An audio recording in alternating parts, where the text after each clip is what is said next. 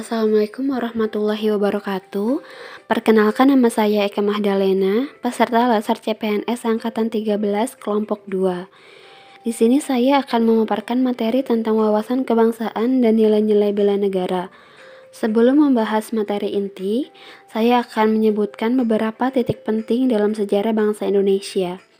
Yang pertama, pada 20 Mei 1908, didirikannya organisasi Budi Utomo. Hal tersebut merupakan titik awal dimulainya pergerakan nasional menuju Indonesia merdeka, yang kemudian setiap tanggal 20 Mei ditetapkan sebagai Hari Kebangkitan Nasional. 20 Oktober 1908, didirikannya Perhimpunan Indonesia atau PI yang diprakarsai oleh Sultan Kesayangan dan R.N. Noto Suroto. Organisasi tersebut menjadi pelopor kemerdekaan bangsa Indonesia di kancah internasional. 30 April 1926, diselenggarakannya Kongres Pemuda I di Jakarta. 27-28 Oktober 1928, diselenggarakannya Kongres Pemuda kedua yang kemudian ditetapkan setiap tanggal 28 Oktober sebagai Hari Sumpah Pemuda. 1 Maret 1945, dibentuknya Badan Penyelidik Usaha-Usaha Persiapan Kemerdekaan Indonesia atau BPUPKI yang diketuai oleh Rajiman Widyodiningrat dengan beranggotakan 67 orang. 7 Agustus 1945, dibentuklah Panitia Persiapan Kemerdekaan Indonesia atau PPKI yang diketuai oleh Insinyur Soekarno yang beranggotakan 27 orang. Baik, selanjutnya saya akan bahas tentang wawasan kebangsaan dan nilai-nilai bela negara. Wawasan kebangsaan dapat diartikan sebagai cara pandang bangsa Indonesia yang dilandasi oleh jati diri bangsa dan kesadaran terhadap sistem nasional dalam rangka mengelola kehidupan berbangsa dan bernegara. Tujuan dari wawasan kebangsaan adalah mencapai masyarakat yang aman, adil, makmur, dan sejahtera.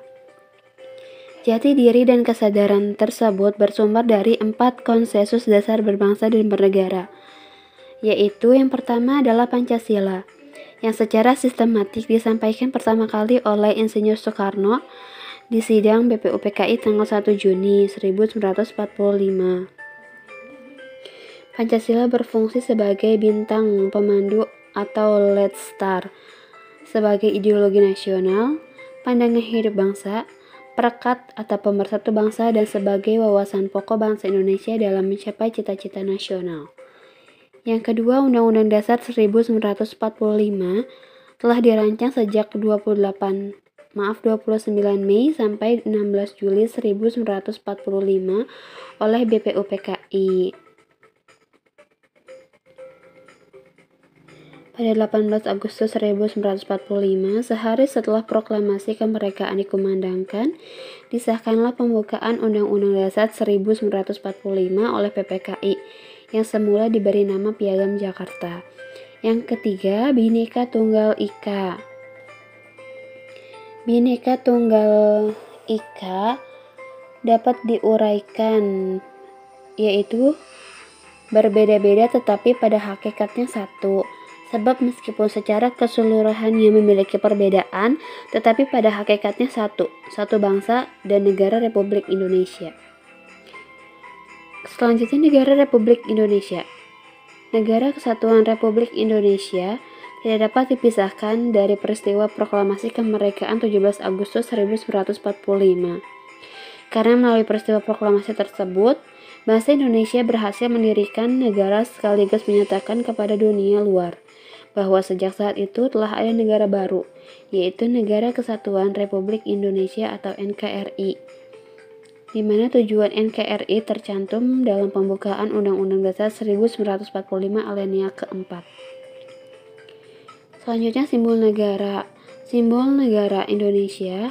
Yang pertama, bendera. Bendera Republik Indonesia adalah bendera pusaka sang merah putih, di mana dijahit oleh Ibu Fatmawati dan pertama kali dikibarkan saat pembacaan proklamasi kemerdekaan bangsa Indonesia pada 17 Agustus 1945. Yang kedua, bahasa. Bahasa Negara Kesatuan Republik Indonesia adalah bahasa Indonesia. yaitu bahasa resmi nasional yang digunakan di seluruh negara kesatuan Republik Indonesia. Yang ketiga, lambang negara. Lambang negara Republik Indonesia selanjutnya adalah Garuda Pancasila dengan semboyan Bhinneka Tunggal Ika. Dan yang keempat, lagu kebangsaan Negara Kesatuan Republik Indonesia adalah lagu Indonesia Raya yang diciptakan oleh Wage Rudolf Supratman. Kemudian saya akan membahas tentang bela negara. Bela negara adalah tekad, sikap, dan perilaku serta tindakan warga negara baik secara perseorangan maupun kolektif dalam menjaga kedaulatan negara, keutuhan wilayah, dan keselamatan bangsa dan negara yang dijiwai oleh kecintaannya kepada Negara Kesatuan Republik Indonesia yang berdasarkan Pancasila dan Undang-Undang Dasar Negara Republik Indonesia tahun 1945 dalam menjamin kelangsungan hidup bangsa Indonesia dan negara dari berbagai ancaman. Nilai dasar bela negara berdasarkan Undang-Undang Nomor 23 tahun 2019 tentang pengelolaan sumber daya nasional untuk pertahanan negara pasal 7 ayat 3, yaitu yang pertama cinta tanah air, yang kedua sadar berbangsa dan bernegara, yang ketiga setia pada Pancasila sebagai ideologi negara, yang keempat rela berkorban untuk bangsa dan negara, dan yang kelima kemampuan awal bela negara, di mana masing-masing nilai bela negara tersebut memiliki indikator nilai dasar. Kemudian implementasi bagi ASN untuk bela negara di lingkungan kerja. Di sini profesi saya adalah sebagai perawat. Dari uraian bela negara tersebut, ada beberapa yang dapat saya implementasikan sebagai tindakan bela negara di tempat kerja. Dari nilai bela negara yang pertama, cinta tanah air, saya dapat melakukannya dengan mengabdi kepada rakyat dengan memberikan pelayanan kesehatan yang terbaik. Nilai yang kedua, saya dapat mengimplementasikannya dengan menjalankan tugas secara profesional dan tidak membeda-bedakan pasien. Nilai yang ketiga, dapat dilakukan dengan memelihara dan menjunjung tinggi nilai etika yang luhur di tempat kerja.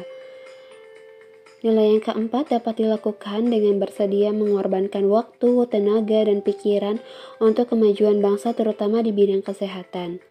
Dan nilai bela negara yang kelima dapat saya lakukan dengan menjaga kesehatan fisik dan psikis dengan pola hidup yang sehat, agar saya bisa merawat dan memberikan pelayanan kesehatan kepada pasien dengan sebaik-baiknya. Baik, itulah uraian materi tentang wawasan kebangsaan dan nilai bela negara dari saya. Mohon maaf bila ada kekurangan. Akhir kata saya tutup. Wassalamualaikum warahmatullahi wabarakatuh.